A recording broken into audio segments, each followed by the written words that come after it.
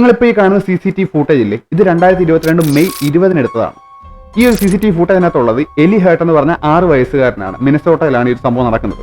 ഇവന്റെ കൂടെ ഉള്ളത് ജൂലീസ, അവന്റെ അമ്മയാണ്. ആ ഒരു സിൽവർ ഇംബാല കാറിൽ ഇവനെ കയറ്റി ഇരുത്തിയാണ് അമ്മ.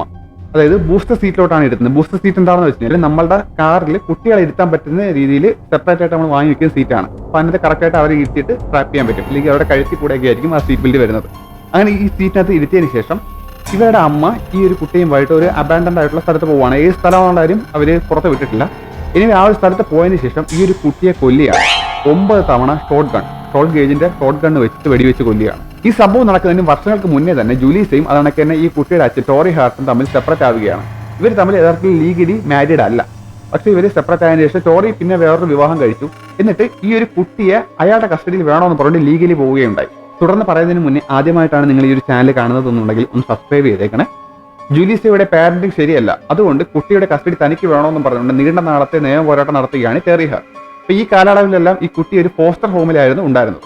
അങ്ങനെ മെയ് 10, 2022 ആവുകയാണ്. ഡെക്കോട്ട കൗണ്ടി ഡിസ്ട്രിക്ട് കോർട്ട് ഈ ഒരു കേസ് ക്ലോസ് ചെയ്യുകയാണ്. ഈ കുട്ടിയുടെ സംരക്ഷണം ജൂലീസയ്ക്ക് തിരിച്ചു കൊടുക്കുകയാണ്. അങ്ങനെ 2022 മെയ് 19 രാത്രിയിൽ ജൂലീസ 6 വയസ്സ് മാത്രം പ്രായമുള്ള തന്റെ കുട്ടിയുമായിട്ട് അവളുടെ സിൽവർ ഇംബാല കാറിൽ ഒരു ഷോർട്ട് ഗണ്ണ് വെച്ചുകൊണ്ട് ആ ഒരു അപ്പാർട്ട്മെന്റിൽ നിന്ന് ഇറങ്ങി അടുത്തുള്ള ഒരു പാർക്കിലേക്ക് പോയെന്നാണ് പ്രോസിക്യൂഷൻ പറയുന്നത്. അവിടെ വെച്ചിട്ട് ഇവള് 9 തവണ ആ ഒരു കുട്ടിയെ വെടിവെക്കുകയാണ്. വെടിവെച്ച തലയൊക്കെ പോയ അവസ്ഥയിലായിരുന്നു പിന്നീട് കണ്ടെത്തുന്നത്. അങ്ങനെ ആ കുട്ടിയുടെ മൃതശരീരം ഇവള് വണ്ടിയുടെ ഡിക്കിക്കകത്താക്കിയാണ്. അതിനുശേഷം ആ സിറ്റിക്കകത്തൊക്കെ കറങ്ങുന്നുണ്ട്. ഈ സംഭവം നടക്കുന്ന സമയത്ത് അടുത്ത ദിവസം രാവിലെയായി. അങ്ങനെ ഒരു ഗ്യാസ് സ്റ്റേഷനിൽ വെച്ചിട്ട് ഈ വണ്ടി ക്ലീൻ ചെയ്യാനൊക്കെ ഇവള് ശ്രമിക്കുന്നുണ്ട്. ഈ ഗ്യാസ് സ്റ്റേഷൻ അടുത്ത് തന്നെ ഉള്ള ഒരു ഡംസ്റ്ററിലായിട്ട് ഇവള് ഈ കുട്ടി ഇരുന്ന ബൂസ്റ്റർ സീറ്റ് അത് ഷോർട്ട് ഗണ്ണിന്റെ ആഘാതത്തിൽ തകർന്നതാണ്. ചോരയെല്ലാം പുരണ്ടത് അവൾ കൊണ്ട് ഉപേക്ഷിക്കുകയുണ്ടായി. അത് മാത്രമല്ല ഈ കുട്ടിയുടെ എല്ലിന്റെ കഷ്ണമെല്ലാം അടങ്ങിയ ഒരു ബാക്ക് പാക്കും അത് കണക്ക് തന്നെ ഈ കുട്ടിയുടെ ഓരോ പെയിന്റിംഗ് വർക്കൊക്കെ അടങ്ങിയ പുസ്തകങ്ങളും 1-2 ഡംസ്റ്റേഴ്സിലായിട്ട് ഇവിടെ ഉപേക്ഷിക്കുകയുണ്ടായി. അങ്ങനെ ഒരു ട്രാഫിക് സിഗ്നൽ കഴിഞ്ഞപ്പോഴത്തേക്കും ഇവരെ പോലീസ് തടയുകയാണ്. അതിനുള്ള കാരണം ആരെ വിളിച്ച് പറഞ്ഞിട്ടുണ്ടായിരുന്നു. ഇത് കണക്ക് ബാക്കിലത്തെ ഗ്ലാസ് എല്ലാം പൊട്ടിയ ഒരു വണ്ടി, കണക്കിന്റെ ഫ്രണ്ടിലത്തെ ഒരു ടയറൊന്നും ഇല്ലാത്തൊരു വണ്ടി ഇത് കണക്ക് പോകുന്നുണ്ട്. അപ്പം അത് പ്രകാരമാണ് ഇവരെ തടയുന്നത്. അപ്പോൾ ഈ വണ്ടിക്ക് എങ്ങനെയാണ് ഇത്രയും കേടുപാട് സംഭവിച്ചതെന്ന് പോലീസുകാർ ചോദിക്കുന്നുണ്ട്. അപ്പോൾ ജൂലീസ പറയുന്നതാണെന്ന് വെച്ച് കഴിഞ്ഞാൽ കുറച്ച് കുട്ടികൾ വന്നിട്ട് പെയിന്റ് ബോൾ ഗണ്ണ് വെച്ച് വെടിവെച്ചു എന്നുള്ളതാണ്. അപ്പം പോലീസുകാർ എടുത്ത് ചോദിക്കുന്നുണ്ട്, അങ്ങനെ വെച്ച് കഴിഞ്ഞാൽ ഇങ്ങനെ പ്രശ്നം വരത്തില്ലല്ലോ, ഇത്രയും കേടുപാട് സംഭവിക്കത്തില്ലല്ലോ.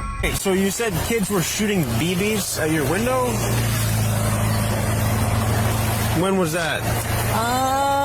Like an hour ago. So they shot off your tire with a paintball gun. Okay, so paintballs don't break a tire though. അപ്പം അവര് പല രീതിയിൽ ഒഴിഞ്ഞു മാറാൻ നോക്കിയാണ്. അതണക്കിന് പോലീസുകാർ ചോദിക്കുന്നുണ്ട് എന്താണ് ഇവരുടെ കയ്യിൽ രക്തക്കറ, അത് കണക്കിന് വണ്ടിക്കകത്ത് രക്തക്കറ. അപ്പൊ ഇവർ പറയുന്നത് എന്താണെന്ന് വെച്ചാൽ അത് മാനിന്റെ ഇറച്ചി കൊണ്ടുവന്നതാണെന്നാണ്. This is blood. No, it's not. It was deer meat. Deer meat? Whole bag of ravioli and groceries over here. അതണക്കിന് ഇവർക്ക് അവിടെ നിൽക്കാൻ പറ്റില്ല. പല രീതിയിൽ അവർ ഡിസ്റ്റർബ്ഡ് ആവുകയാണ്. അങ്ങനെ പോലീസുകാർ ഇവരെ അടുത്തുള്ള അവരുടെ അപ്പാർട്ട്മെന്റിലേക്ക് കൊണ്ടാക്കിയാണ്. Oh, and then he can tell us what we're doing. Is he here? I'm cold and crabby. Please let me go. We get it, and we appreciate your patience with us. I know there's a lot going on here. Well, yeah. I mean, what's going to happen? Like, I just want you guys to let me go. അതിനുശേഷം ഈ ഒരു car check ചെയ്യുന്ന സമയത്താണ് ട്രങ്കിൽ, അതായത് ആ ഡിക്കിയിൽ ഈ കുട്ടിയുടെ മൃതശരീരം കാണുന്നത്. അപ്പൊ തന്നെ നേരെ അപ്പാർട്ട്മെന്റിലേക്ക് പോയി. പക്ഷെ അവൾ അവിടെ നിന്ന് മുങ്ങിയിരുന്നു. അതൊക്കെ ഇവളുടെ ചോര പറഞ്ഞ ഡ്രസ്സ് വാഷിംഗ് മെഷീനിൽ ആ സമയത്ത് കിടപ്പുണ്ടായിരുന്നു.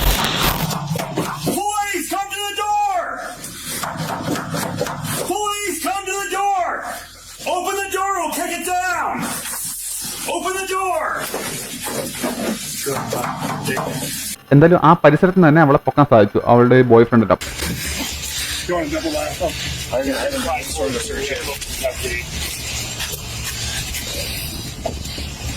ആദ്യം അവൾ കുറ്റം സമ്മതിക്കുകയൊന്നും ഉണ്ടായില്ല. ഒന്നും അറിഞ്ഞൂടാത്ത കണക്കൊക്കെയാണ് പെരുമാറിയത്. പിന്നീട് എന്തായാലും സമ്മതിക്കുകയുണ്ടായി. എന്തിനാണ് ചെയ്യുന്നുള്ള കാര്യം അറിയില്ല. കുട്ടിയുടെ അച്ഛനടുത്തുള്ള ആ ഒരു പകയായിരിക്കാം ഇതിന് കാരണം. എന്തായാലും കോടതി ഇവൾക്ക് ജീവപര്യന്തം ശിക്ഷ വിധിക്കുകയാണ് വിത്തൗട്ട് പരം. ഇത് കണക്കുള്ള അത്യന്തം നിഗൂഢവും വിചിത്രവുമായിട്ടുള്ള കഥകൾ കേൾക്കാൻ നിങ്ങൾക്ക് താല്പര്യം ഉണ്ട് എന്നുണ്ടെങ്കിൽ തീർച്ചയായിട്ടും ഈ ചാനൽ സബ്സ്ക്രൈബ് ചെയ്യുക.